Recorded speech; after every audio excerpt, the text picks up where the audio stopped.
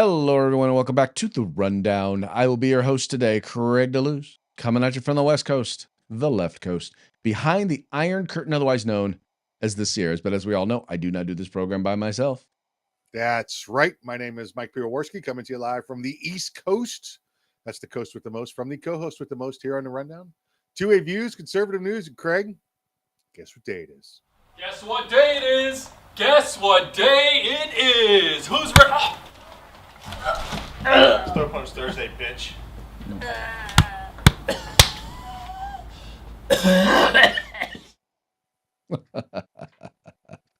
It is Ranger Panty Day. It is Ranger Panty Day. So if you decide you want to wear Ranger panties and engage in conversation with a real man, you are going to get punched in the throat. Gonna get the throat punch. Throat punch. Now, hold on now. I won't say that people that wear Ranger panties are not real men, because Rangers wear Ranger panties. Yes. But you do open yourself up to throat punching.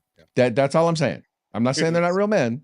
Yeah. But if you engage in a conversation with a real man, there you go. Whether it be a real man or another real man, you're there you go, another real man. Because there you go. Rangers are real men. Yeah. Rangers are real men, but you do open yourself up to a throat punch.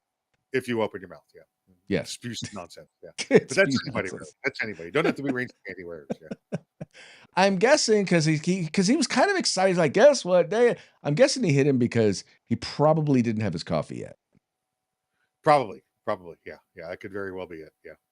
That'll do it. Don't ever be too happy around somebody who is not appropriately caffeinated. Yes. That's how it works in my house anyway. I would agree. Yep. How's your day going thus far? You're not too shabby. I don't want to jinx it, but I got in a nap earlier, so I'm doing good. You know. Ooh, very nice. Very really nice. A nap. It was kind of like I had like an hour to chill and watch TV on the couch. So. Okay. Yeah. I have found that oftentimes, especially on work days, man, where I'm just like my brain is just spinning. Yep. Laying down on the couch and turning on the TV and putting something mindless on there. I'll have trouble falling asleep at night, but as soon as I put something on the TV, within 5 minutes I'll fall asleep. You know, that spinning thing, that might be too much caffeine. That might be too much coffee. No, it's just thinking about all the stuff that either I didn't get done that day or I need to get done the next day. It's like the business mind is working, and so I have to shut the brain off. So there's a reason why I refer to the TV as the boob tube, because it shuts the brain off. I got it. So what you're saying is you've got too much work to do. Your brain is spinning. You don't have enough time to get it done. So instead you choose to do nothing. No, I choose to go to sleep. I'm trying to go to sleep at the time. I just need my brain to shut off. You know what I mean? It's like the off switch doesn't work. Got it. Okay. Yeah. It's a hack. It works for me. Okay. Leave me alone. It's a hack. See, I thought you would have called it the idiot box rather than the boob tube. Oh, no, because if you see the right boob, it will shut your brain off. It's idiots on the TV. It's not idiots watching it. Oh, okay. We call it the idiot box. Yeah. There you go. Yeah. Well, there you go. We'll go with that one. How is everybody else out there doing today? Hey, I want to remind you, if you're watching this program live, and by the way, if you're watching at 3 p.m. Pacific, 6 p.m. Eastern, on YouTube, on Facebook, on Rumble, on Twitter, you're watching us live, which means we're following your comments. So if you got something to say, you think it's going to be cool or interesting, or you think we might, you want to disagree with us, because we do believe that disagreement is interesting, we'll go ahead and read your comments. But just know that if part of what makes it interesting is that we disagree, there's a reason why it's interesting to us, because then it gives us the opportunity to mock you. Oh, wow. Is that a mockingbird? Man, is that a mockingbird? Is that a mockingbird?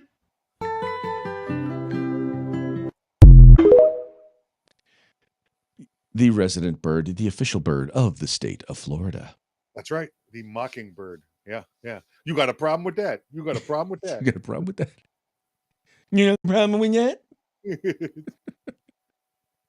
Good stuff.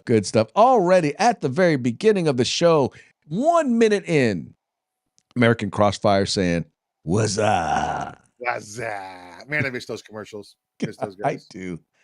I do. Those are some good commercials. Those are definitely some good commercials.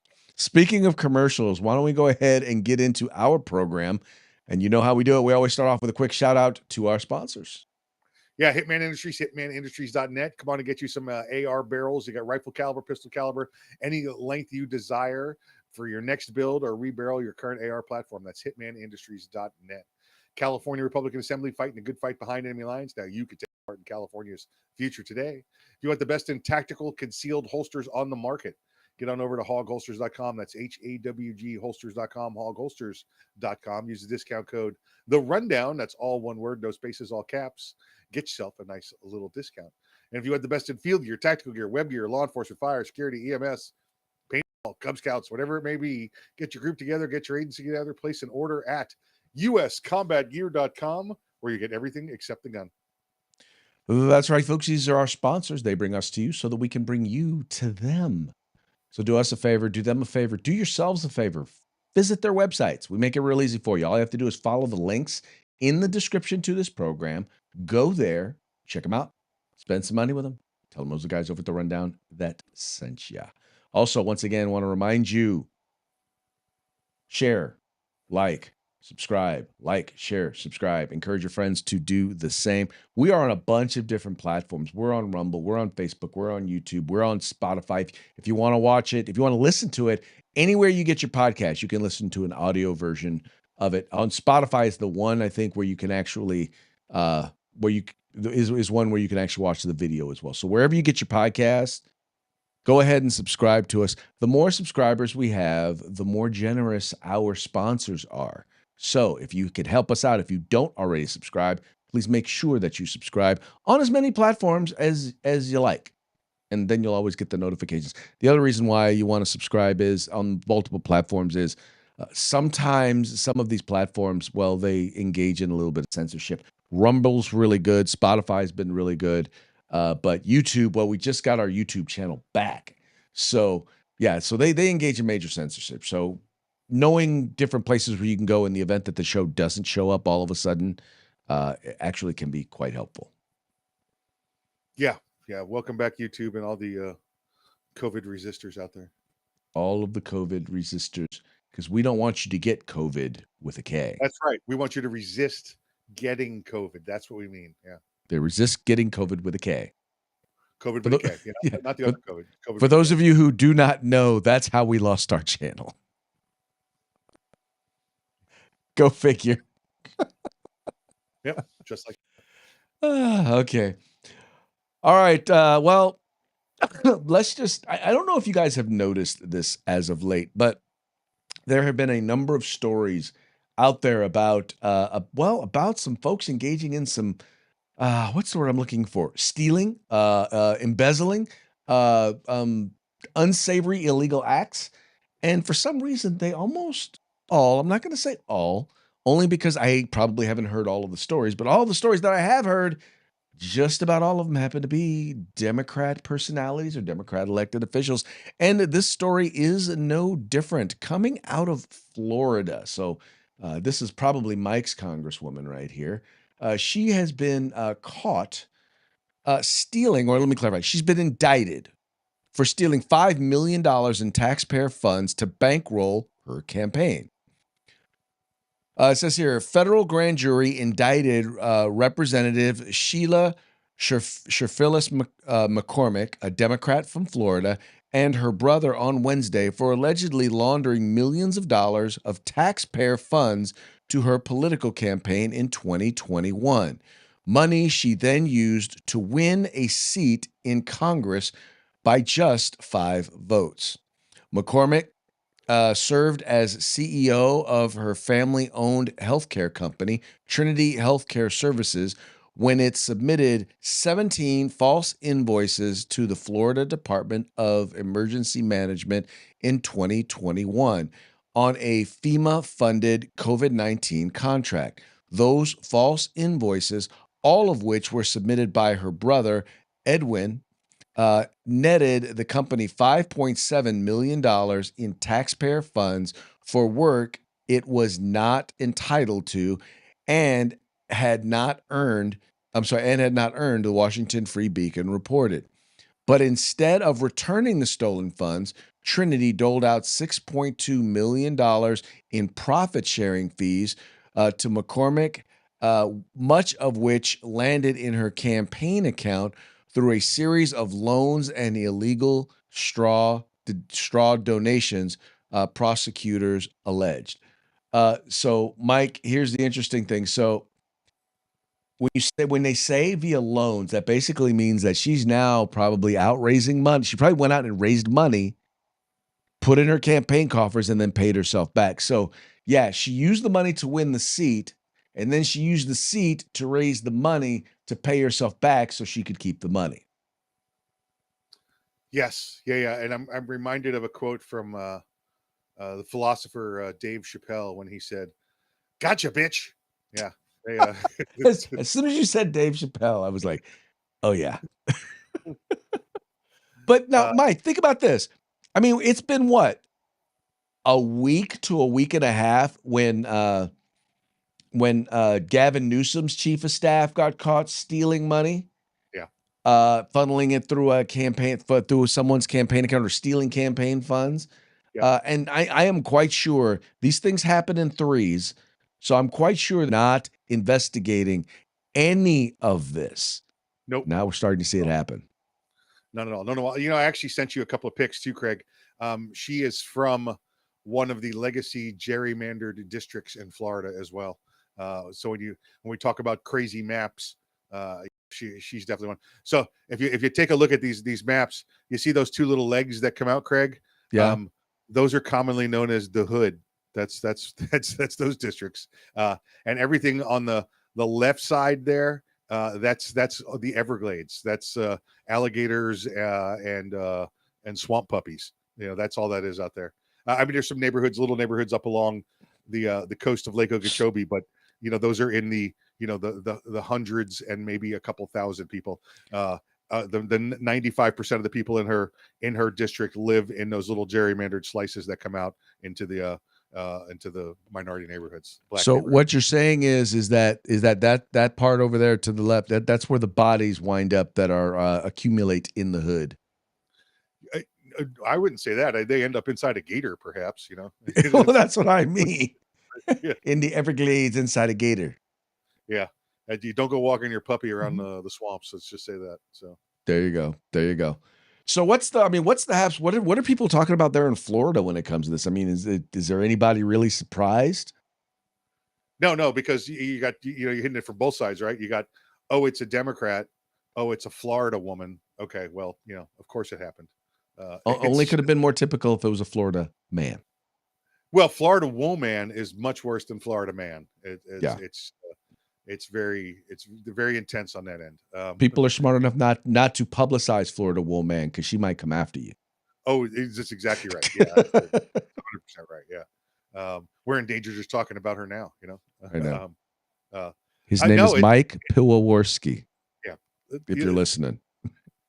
When this came up and what district it was in, everybody just went, "Oh, well, of course that district." The previous person in there, Alcee Hastings. Remember, he was indicted and charged with bribery and everything else, and ended up getting his job back as well. I mean, I believe he ended up getting acquitted. Wink, wink. It was one of those acquittals with a backdoor deal, a plea deal acquittal kind of thing. I am so surprised. Yeah. No, like, I didn't sell that one. It was like, man, another black eye in politics in Florida. What district was it? The 20? Oh, okay. No, it's all right. Good. We get it. We get it. Yeah. That's kind of how they roll out there, huh? Yeah. And that district in particular seems to have all the issues. So, well, it's all I can say is that when you believe, and this is part of the problem, when you believe that the law only applies when it's advantageous to you, this is the sort of stuff that happens. You start to think, if I can do it, then it must be legal. Yeah, it's an ends justifies the means thing, right? Listen, I'm going to cheat up front, but I'm going to pay it back. It'll be all right because I'm meant to be in that seat. What do you think the chances are she throws her brother under the bus? It was all him. It was all him. Oh, this is everybody. Everybody's going down for this. This is there's going to be some politics. Listen, that's Broward County down there. That's the head of the Democrat Party in the state of Florida, and at one point was the was the campaign headquarters for Hillary Clinton in the country.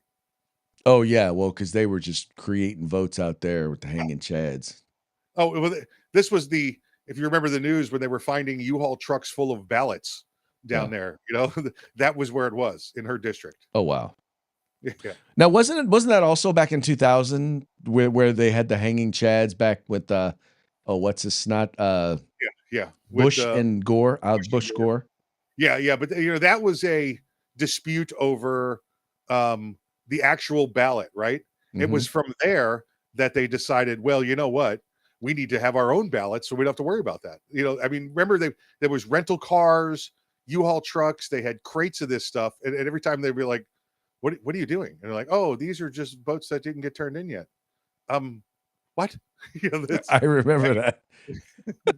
It's like, what are you people doing? Yeah. Once again, it's like, you know what? And what was funny is that these are the same people who are like all on Donald Trump about, find me more votes. Yeah. He didn't say make more votes. That's right. He didn't say create more votes. He didn't say lie. He just said, find some votes.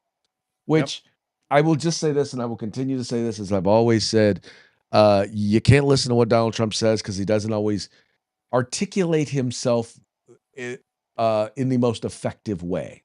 Yeah. He leaves the door open for his words to be misinterpreted. Yeah. Yeah, it's just it's the way people from New York talk. It's just it's how it is. Pretty much. Yeah. All right. By the way, speaking of hinkily drawn districts or weirdly drawn districts, you might have heard, and we talked about this a little bit. A Texas judge or panel has actually thrown out or invalidated the Texas redistricting. Now, it's only at this particular level, so obviously it's going to be appealed. But there was a dissenting judge, and who basically, when the judge put the thing out, did not give them an appropriate amount of time or didn't give them any time to actually respond. So they put out their own dissent. And the interesting thing about this dissent is this judge made it a point 15 different times to note that they dissented. Anyway, let's read through this here real quick. It says when a federal court Tuesday dropped its bombshell 160-page decision invalidating Texas Republicans' mid-decade redistricting effort as blatant racial gerrymandering, there was one big missing piece of the puzzle: a dissent. It turns out Trump-appointed Judge Jeffrey Brown, who authored the majority opinion, didn't allow dissenting Judge Jerry Smith, a Reagan appointee, much time to respond in writing, releasing a ruling before the counterpoint was finished, as is customary. Quote, "Fasten your seatbelts. It's going to be a bumpy night," Smith wrote bluntly in a statement released late Wednesday. What followed was a remarkable statement of sharp personal criticism and vigorous legal argument, notable both for its tone and rationale, which could potentially influence members of the Supreme Court who will ultimately decide the fate of Texas's 2025 map.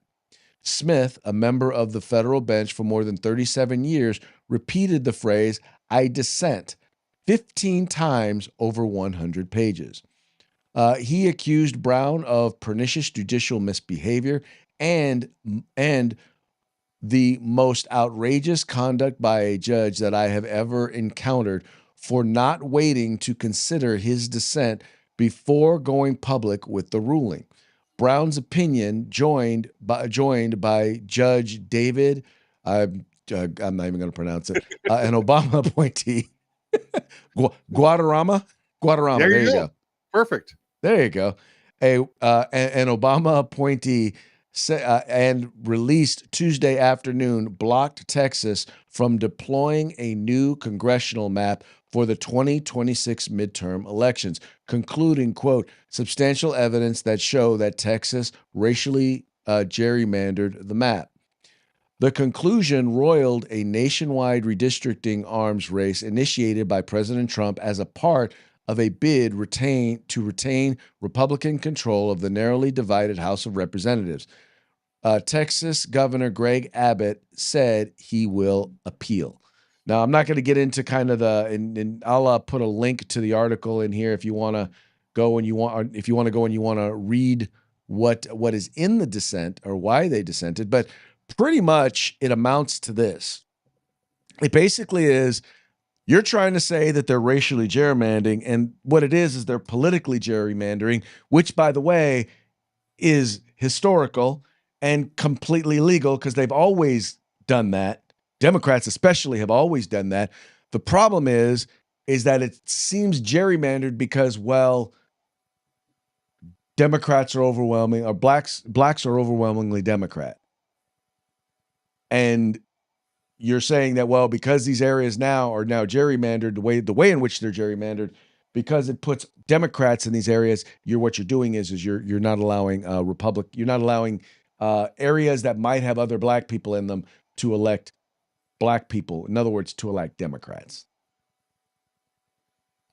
Yeah, exactly. And you could kind of see on those maps that you were showing there, Craig. The way a gerrymandered district just meanders through, the landscape there, looking for minority neighborhoods, and trying to link them together, as opposed to, via political or geographical boundaries as it's been approved. I mean, this is, it's a fight because the Democrats know they're going to lose this. This is they're drowning at this point when it comes to gerrymandering. The Voters' Right Act is before Congress, or excuse me, before the Supreme Court, and they've already telegraphed their signals there. That's going to be pretty much going away. That's what it's anticipated. It's going to be pretty much going away. So they're fighting and fighting and fighting to try and keep this, and it's not going to happen. The House is going to gain multiple seats. I mean, I think the last count I saw was 15 to 20 minimum over this issue in a couple of states that are getting rid of, unlike what the Democrats saying, they're going to be getting rid of racial gerrymandering. What the Democrats want is reverse racism gerrymandering. They want it to be segregated, so you have all black districts, as opposed to counties or cities voting. They want these little pockets of minorities to vote, so they have power. Well, and some of this also, the things that change is the certain aspects of the Voting Rights Act. And what a lot of people don't realize is yes, the Voting Rights Act worked to ensure that everybody had a right to vote and that right to vote was protected. But it's important to keep in mind that one of the other things that it did was there were certain states that had been identified, all Southern states, that had to get any changes that they made to how their elections were run or how their redistricting was done. They had to get it approved by the federal government. Well, that was something that was passed 60, 70 years ago, right? Yeah. They're basically being ruled by something 60 years ago. And I'm sorry, there is no evidence that the level of racism that existed, largely because Democrats were in charge of most of these Southern states, that existed then still exists to this day because, well, the Democrats are, in most of those cases, are no longer running things. Yeah, the Voters' Rights Act was needed when it was put forth. I mean, like you said, it was on the midst and the tail end of the civil rights movement. It was to keep the Klan from showing up at voting places in black districts. Right. It was to keep the crooked law enforcement at the time from setting up checkpoints and roadblocks in those neighborhoods to keep people from voting. That's what it was for. It ran its course. I mean, it's right. like it's like affirmative action, Craig. Okay, everything was corrected. Everything was put on the right track. It fast laned getting things on the right track of equality, and now it's 40 years too old, and we don't need it. Right. And their argument is always, well, we'll always, we need it. But I'm like, look, if you go back and you look at whether it was affirmative action or even the Voting Rights Act, they recognize that this was not something that was going to be needed forever. Right. Right. The wrongs that had been created. And by the way, affirmative action has never righted the wrongs. because it's largely has not been implemented the way it was intended. It was intended as a way to say, look, we want to try and make sure that everyone has an equal opportunity.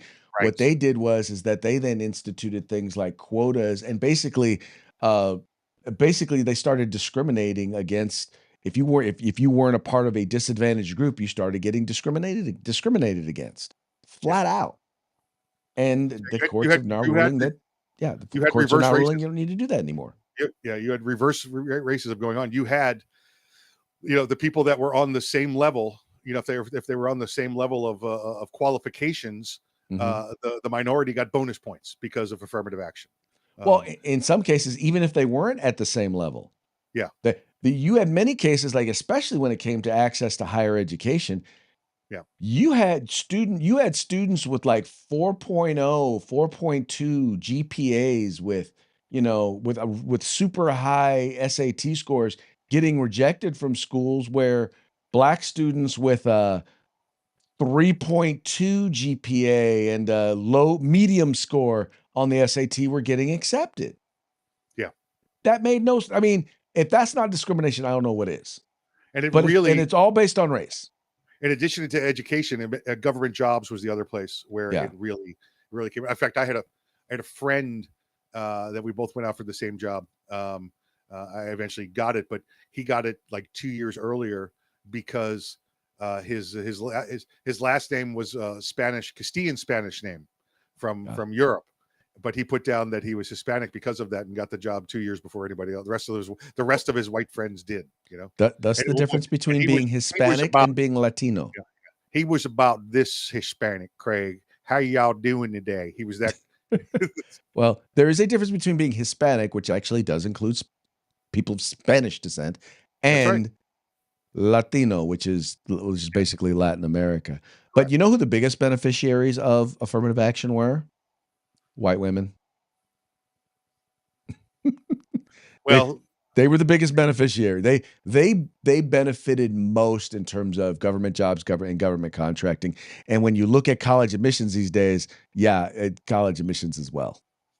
yeah. Listen, I'm not picking a fight with any women, so you No, can comment on that. That's it. liberal white women. That's it.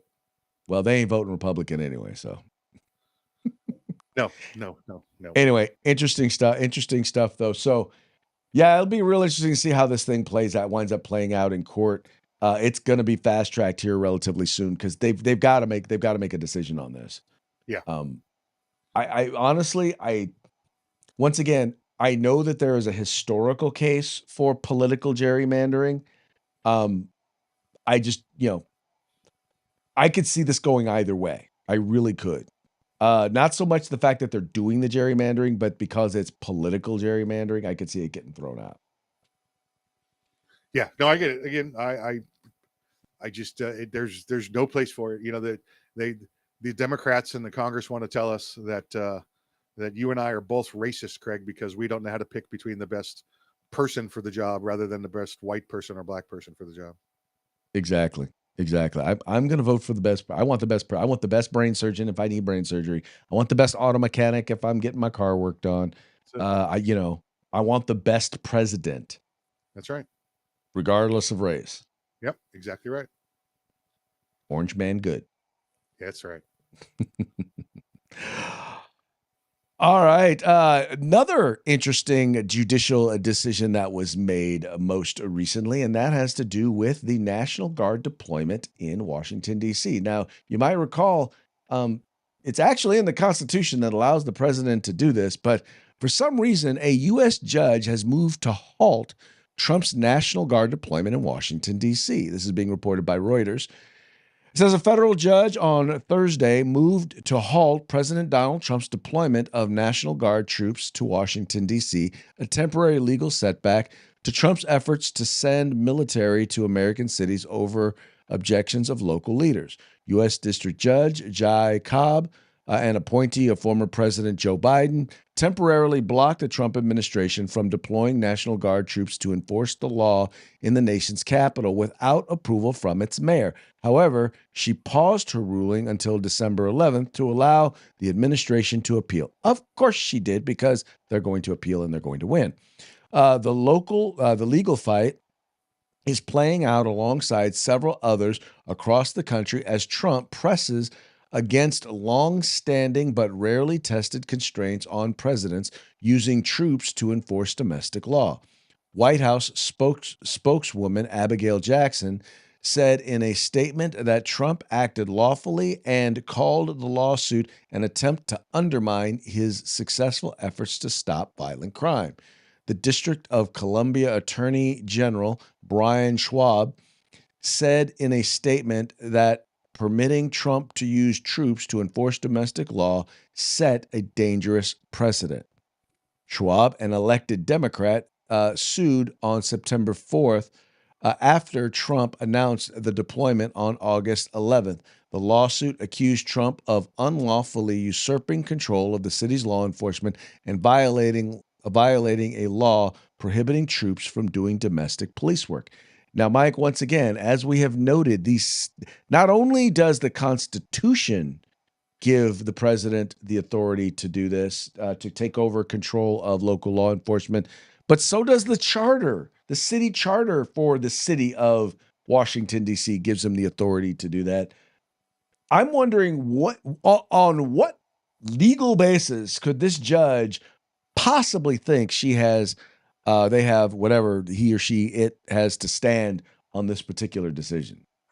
Well, you already gave the legal basis, Craig. Orange man bad. That's the legal basis here. If here you have a judge, you have the attorney general, you have a number of people that are saying, no, we want crime. That's our thing here. That's how we're identified in DC. It's a crime-ridden city. We continue to see the stats coming out of DC and the massive reductions in violent crimes. But no, the Democrats are going to fight for their people to be killed in crime victims. I don't get it. I mean, I can see you challenging it in other cities only because he doesn't have the specific legal authority to do it. Now, I think you have a legal case. I just don't know that in those particular cases that you have a good PR case, because in places like Chicago, where a woman was just lit on fire on public transit, it ain't safe. Chirac is not a safe place. The city of Oakland is not a safe place. Remember, the National Guard, the mission is different in DC as it is in those cities. In DC, it does have the authority to take up law enforcement action. In those other cities, and the administration has been very clear on this, the National Guard's there for logistical support and security of federal facilities. That's right. You're not out looking to make arrests, like they did in DC. And even with DC, they made sure DC police were present with them at every turn. Right. I just think it's a bad look saying that you want to stop the president from stopping violent crime. We're still waiting for the Democrats to find something that's reasonable or feasible for them to stand behind as a policy. Imagine what they're going to say. Here's our campaign platform on the midterms. We stop Donald Trump from stopping crime. Oh, okay. We stop Trump from stopping crime. Yeah, that's it. Yeah. What? Yeah, and at this point, another judicial ruling, Craig. I think now when the administration has to go to court to fight their case, they might as well just file the appeal then. Just because this administration could just sit back and go, another ruling? Yeah, we appealed it, right? Okay, ignore it until then. Pretty much. Because in the end, it winds up being a victory for him. That's right. Whether or not, see, here's the thing. If he doesn't get to send troops, he can say, I tried to fight crime. Your local electeds, Democrats, did not want us to fight crime. That's right. It's a PR win for him. Yeah. Yeah. And if he sends them, crime goes down. It's a win. Yeah. And their argument is, well, we want them to fight crime. Just send us more money. Oh, okay. So you can steal it and use it improperly, like every time it's been proven. Like so you can send social workers out to deal with the 5150. Yeah. There you go. The guy with the knife. Yeah. You want to get social workers stabbed. No, thank you. Yeah. Bad idea. Yep. Well, looks like gun groups have a little something to be excited about. Now, mind you, they still want to see the ATF done away with. But if you're going to have it, might as well appoint this guy. That's right. Trump's pick for ATF director garners gun group support. Bah, that was easy for me to say. From the moment the role of ATF director began requiring Senate confirmation, the job has been a political headache. While Biden was able to get Steve Dettelbeck, there you go, Dettelbeck, Little Dick, through the process, it wasn't his first choice at all. Trump had difficulty getting anyone confirmed during his first term as well. In fact, the role sat vacant for years, and it's vacant once again. As noted Wednesday, though, ATF Deputy Director Robert Selcata has gotten the nod, and gun groups are thrilled with the decision. This is, I guess, this is from a letter or an article. It says President Trump's nominee to head the Bureau of Alcohol, Tobacco, Firearms, and Explosives is being hailed Wednesday as the first ever truly pro-Second Amendment choice to lead the agency. Quote, in his role as deputy director, we have worked closely with Robert Sakata to ensure law-abiding gun owners have a seat at the table in shaping policy. Knox Williams, president and executive director of the American Suppressor Association, said in a statement, quote, if confirmed, he would be the first ever truly pro-Second Amendment nominee to head the agency, Williams added. By nominating an ATF director who understands our community and respects our constitutional rights, President Trump and his administration are further underscoring their commitment to standing up for the Second Amendment, and for gun owners. Also included is NSSF has put out a statement. You've also have Alan Gottlieb, chairman of the Citizens Commission to what is CCRBA. Yes, CCRKBA. I always forget what that all stands for, but Yeah. basically, they're one of the largest gun rights groups in the country. Everyone more knows Alan Gottlieb than they know the name of the organization. They just know it when they see it. I'm still waiting to hear what GOA and FPC have to say, but I have a feeling they're going to get behind him as well. In my experience and understanding who he is, not only is he, when I say pro-Second Amendment, he understands that the primary role of the head of the ATF is to help administer the exercising of your rights, right? It's not your job to be pro-gun or anti-gun. It's your job to make sure that, firearms retailers are doing what they're supposed to be doing, and they have the ability to do what they need to do, and gun owners have the ability to do what they need to do and go after people who are violating gun laws. That's really kind of his job. Yeah. And Citizens Committee for the Right to Keep and Bear Arms. There you go. You got it.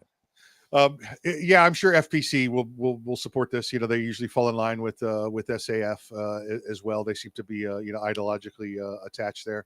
GOA though, who knows? I mean, they could come back with we don't support anybody. We want ATF disbanded immediately. Because they're absolutists. So well, FPC is kind of absolutist as well. But I think what I would not be surprised to see come from them is we still want to see the ATF disbanded, but as long as it's still there, we like this guy.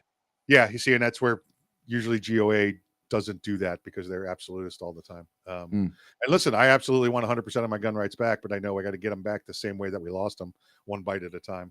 One bite at a time. This is good news.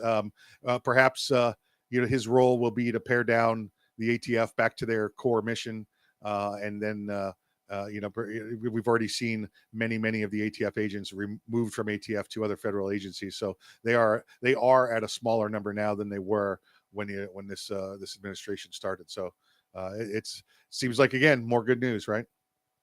Oh yeah, definitely more good news. I'm really happy to see this. I don't feel like I would. Part of the problem is Donald Trump has been doing so much. I think that there's a lot of expectation in the gun rights community that they feel like stuff should be happening faster. That's kind of how I feel. I'm like, why isn't stuff happening faster? But he's doing so much, It's like, dude, we're not even a year in.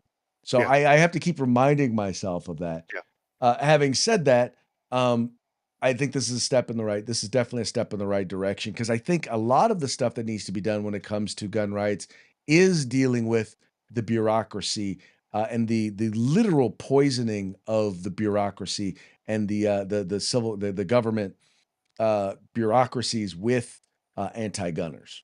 Yeah. Yeah. Listen, look at the incredible amount of stuff that Donald Trump has done so far, right? Yeah. Today is the 10th month anniversary. Yeah. Yeah. 10 No. months he's done this. Completely agree, bro. Completely agree. But like I said, sometimes it gets real easy to forget. Yeah. Yeah. All right. Yeah. Because he's done 8 years worth of work in 10 months, you know? Yeah. Yes, he has. That now brings us to our parting shots. Parting shots are brought to you by Hog Holsters. Just go to hogholsters.com. Use the discount code The Rundown, all caps, no spaces, one word, and get your Hog Holster today. All right, our parting shots today are brought to you by our friends over at the Babylon Beef, fake news that you can trust. This first one here, Mondami targets the rich with new tax on anyone who makes more than $0 a year. Yeah. You know, the sad part about that is there are plenty of people in New York that make less than $0 a year when you do the math. I do not doubt that. I do not doubt that one bit. But yeah, he's going. People don't understand that once the rich people leave, the programs don't go away. They just start taxing the other people who are left. That's it. Exactly right. Now I know that some people were concerned about what's going to happen now that Trump has signed the bill with the regarding the Epstein files. Well, the second shoe has now dropped. Trump sadly announces a dog ate the Epstein files, and then the dog was lost in a boating accident, and then the boat was nuked. Yeah, it happens. It happens. It does happen. It does happen. All right, this last one here I wanted to share. It's not from the Babylon Bee, but just so you get an idea of how long how long people, wealthy people, people in the media, people who are in the know, knew who Jeffrey Epstein was. This video right here is from 2019. Check it out. I've had the story for 3 years. I've had this interview with Virginia Roberts. We would not put it on the air. First of all, I was told, who's Jeffrey Epstein? No one knows who that is. This is a stupid story. Then the palace found out that we had her whole allegations about Prince Andrew and threatened us a million different ways. We were so afraid we wouldn't be able to interview Kate and Will that also quashed the story. And then Alan Dershowitz was also implicated in it because of the planes. She told me everything. She had pictures. She had everything. She was in hiding for 12 years. We convinced her to come out. We convinced her to talk to us. It was unbelievable what we had. Clinton, we had everything. I tried for 3 years to get it on, to no avail, and now it's all coming out, and it's like these new revelations, and I freaking had all of it. I'm so pissed right now. Like every day I get more and more pissed because I'm just like, oh my God, it was what we had was unreal. Other women backing it up. Hey, yep. Brad Edwards, the attorney, 3 years ago, saying there will come a day when we will realize Jeffrey Epstein was the most prolific pedophile this country has ever known. I had it all 3 years ago. Yeah, I remember seeing that video back then. Yeah.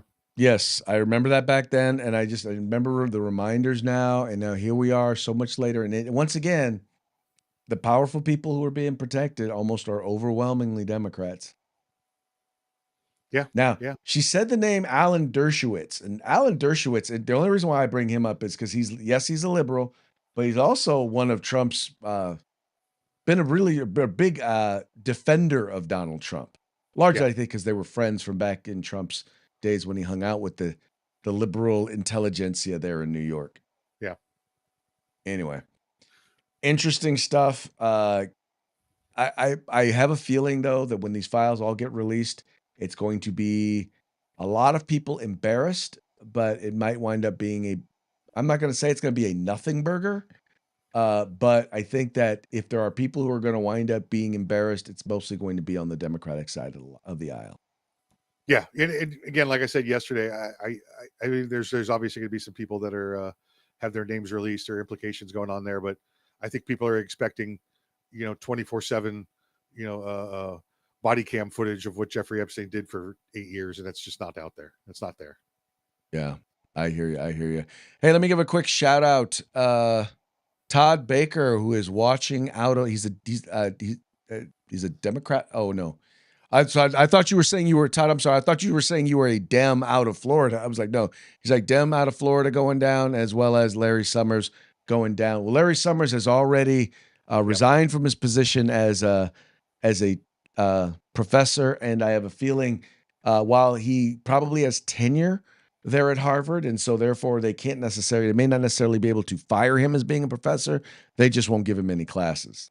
Yeah, there you go. Yeah, that's how you do it. That's how they're going to deal with him. But yeah, no, dude, you decided that you were going to text message and or email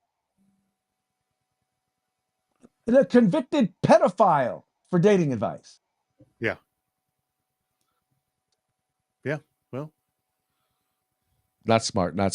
Todd confirmed. He said no. He's here in California, behind enemy lines, behind the Iron Curtain, otherwise known as the Sierras. Todd, thank you so much for tuning in. All right, before we go, we got one more thing to do, and y'all know what that is. It's just another quick shout out to our sponsors. Yep. Hitman Industries, hitmanindustries.net. They got barrels. They got lots of barrels, AR barrels. They got pistol barrels. They got rifle barrels. They got all kinds of crazy stuff. Check them out at hitmanindustries.net for all your barrel needs. California Republican Assembly fighting a good fight behind enemy lines. Now you can take part in California's future today. And if you want the best in field gear, tactical gear, web gear, law enforcement, security, EMS, fire, whatever it may be, get your group together, get your agency together, place an order at uscombatgear.com where you can get everything except the gun.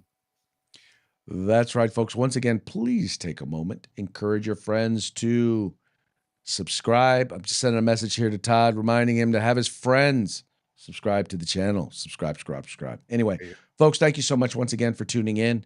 Thank you for liking and sharing the program and encouraging your friends to do the same. We will be back tomorrow on Free for All Friday, so we're going to have a good time. I hope you will join us. Talk to you then.